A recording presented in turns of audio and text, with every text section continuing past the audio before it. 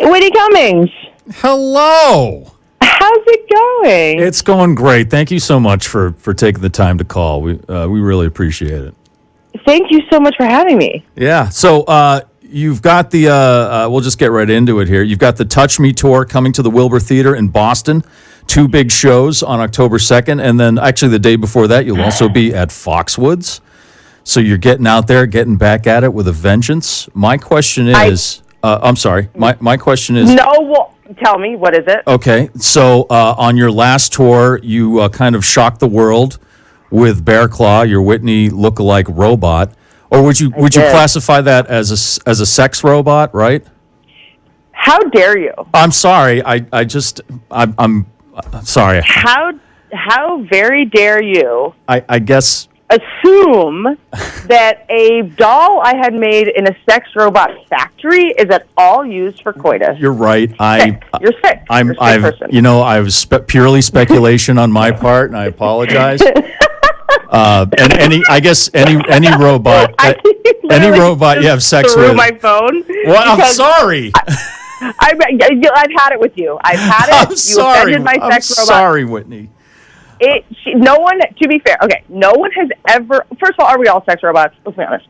Second of all, I have not, to my knowledge, she is a virgin. Okay. Although for a movie, she did just get sawed in half, but like for real, not the metaphor. God. So, she's in 2 parts right now, so now I really hope nobody's having sex with her. Or maybe that'd be a good idea to like find out who the next Ted Bundy is, to get ahead of it. Just put body parts in the woods of my robot and see what happens. Just put a Ring camera on it. I'm calling someone because, first of all, in your last special, you pulled her head off, and now you're sawing her in half. And I feel like she's not in a safe place, and I should call somebody. Well, look, if you had something that cost $100,000 that didn't do what you said at all times, you'd be a little annoyed. You'd want to pull her head off too. So it's like when a guy's expensive car doesn't work and they kick the tire. You piece of, that's me and it's my machine that doesn't work sometimes the way I need it to. It just happens to look like me, and it's even more insulting because she looks at me with kind of a rude side eye. I'm like, don't do that. I'm like, don't look at me like that. The way I look at people, she looks at me because she looks exactly like me, and I'm like, okay, don't. Well, we get in fights all the time. That's the whole idea, though, right? I mean, anyway, sorry. Well, no, but she right now is getting fixed because that special "Can I Touch It?" It came out 2 years ago. And she already looks younger than me, and it pisses me off. So we sent her to the factory to get some wrinkles, so she's not. Her presence isn't just reminding me of what I used to look like. Oh my God! Well, my question was about this tour. Are you going to be debuting or bringing out any other kind of shocking technological advance or anything like that? Is there something else? Or to me, coming to Boston, Wilbur, I just kind of have to I still am making amends to my Boston fans, if I have any left, after I said on stage last time I was there, I referred to the football team as the Boston Patriots.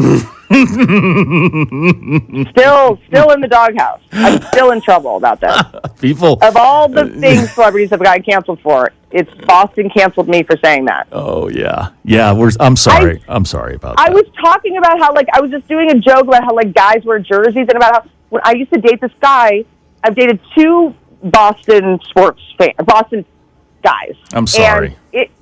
Well, the first one, the first time we hooked up, this was 12 years ago, and I grabbed a T-shirt, just from his closet, how cute, you're going to come out and I'm going to be in your T-shirt. It's comes right above my, knee at my thigh, sexy, I'm going to sleep in it. He comes out, and I grabbed a random shirt, and he goes, take that off, you need to take that off right now.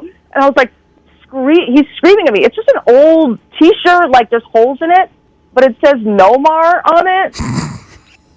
And I guess this was the magical Nomar shirt. Right. And he was like, that's Noma.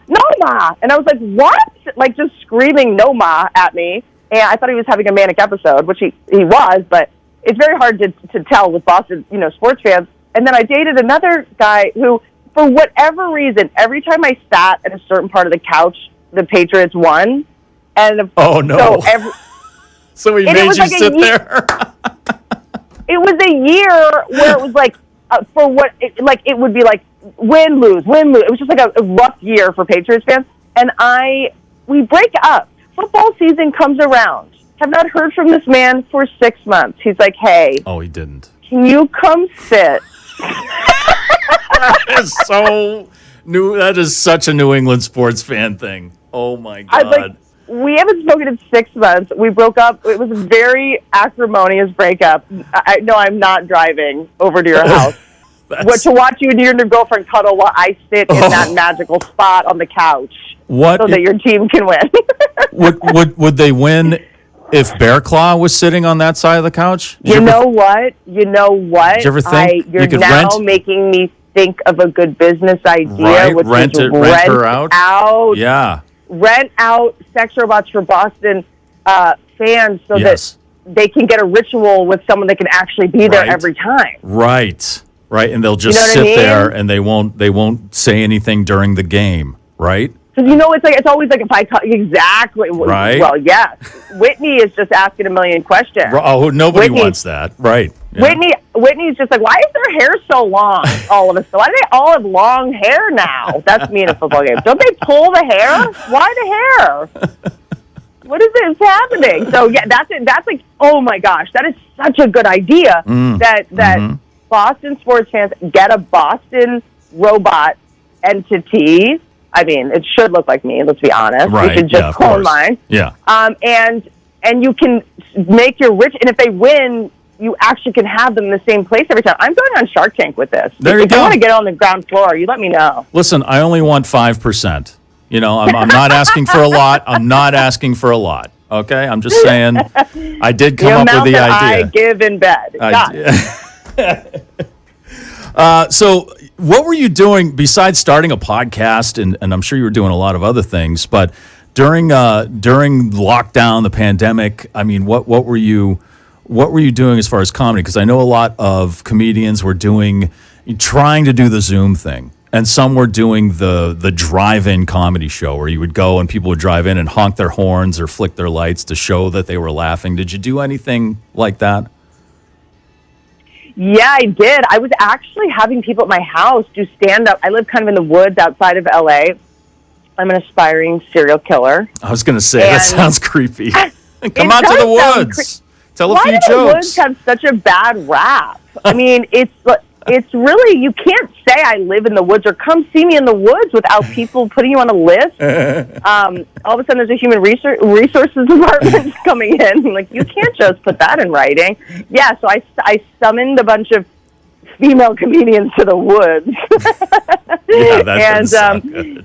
And we were doing stand-up outside. We were doing it, this is before we kind of knew exactly what was going on. And the news was just so, sort of deceptive and confusing. And but we did know that, okay, if we take these tests and all just quarantine together, we can do these outside and distance. So it was like, comedians, look, we're already hanging by a thread when there's not a pandemic. So if you take away our main drug, which for some reason is making drunk strangers laugh, I wish it was getting drunk, but we're the idiots that were like, no, we're going to stay sober and try to make the drunk people laugh instead. I'll unpack that in therapy. But we were doing it to stand up for each other. And I'm so excited to bring this new hour because I worked on this in front of comedians, which is the toughest audience on the planet. Yeah. Okay. Yeah. And so a lot of this was worked out like in my backyard with a bunch of comedians. The way Chappelle was doing, that Camp Chappelle outside thing in Ohio, I was trying to do here in LA so that, comedians wouldn't completely lose their mind and then put up a bunch of jokes that, because that's the other thing, comedians had all these jokes for a year, but like no one's going to want to hear a mask joke when the world opens up. No, everyone's going to be sick of talking about this, but we have all these great like COVID jokes right now, so let's shoot them in my yard and put them on Instagram. And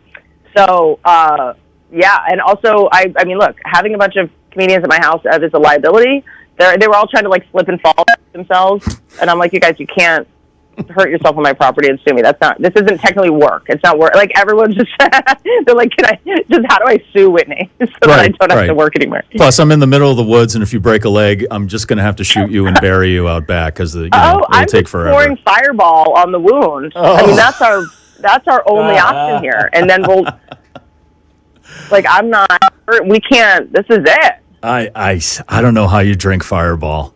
I just can't. I can't. I need my liquor to not taste good. I want it to hurt when I drink it. That's an issue I got to work out with somebody else. Here's the key. You got to get the ones in the plastic bottle. Oh, really? They taste better? Like Coke in a glass bottle? It's just things the next morning are better. Oh, okay. When you're like, putting Fireball in a glass bottle should be illegal. Anything glass. Nothing should be near a Fireball. You can get it in plastic ones. I'm like, yeah, when I throw this, it just bounces. This is so much better. Because waking up the next morning after Fireball, I have absolutely no recollection. Absolutely none.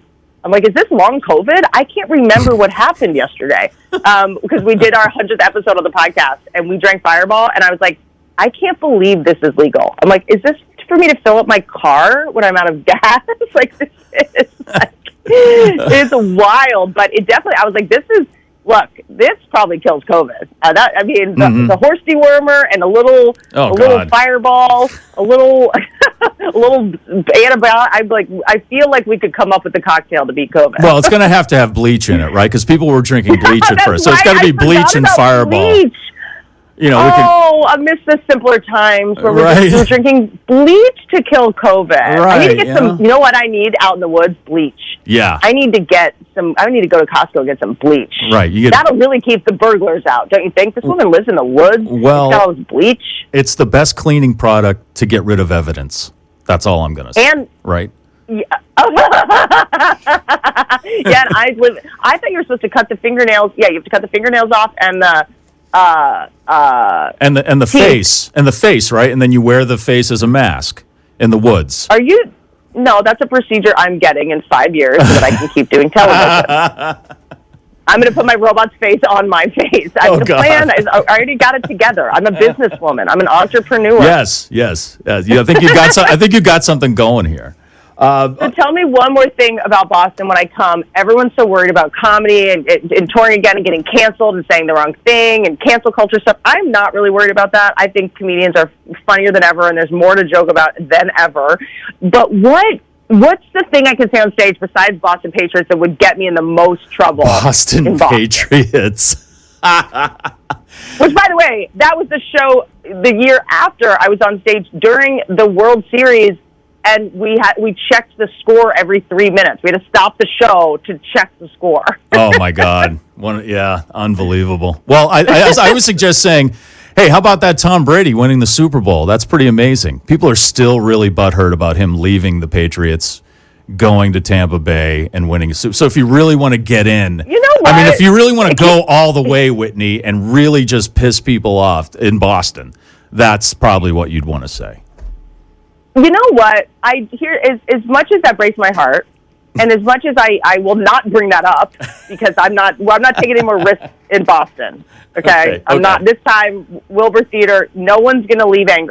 I'm talking to so many Boston people to be like, I'm running everything by them. Is this the right reference? Am I allowed to make a W Hotel joke? I don't know. Maybe that's the special W Hotel that Nomar's mom stayed in. I don't know. You're gonna curse us. You're gonna curse us. I can't. If I curse another Boston team, I can't live with myself. But I do think sometimes when that happens, when men see their athlete leave, I'm like, now you see what it's like. This is how we feel all the time when you cheat on us. Yes. I know it hurts, but this is the closest thing I can do to make you understand. And it's amazing that you'll feel more pain and relate it to some athlete leaving a team as opposed to your significant other, right? No, but it's a personal betrayal. It's like Tom Brady left me. That's right. It's right. I love my friend Tom. I love the guys who say, "Yeah, we lost a tough one yesterday," and it's like, "Did you really? Were you there? Were you suited up and playing?" I love it when they were. I love it when they refer. You were eating nachos. You lost. Right?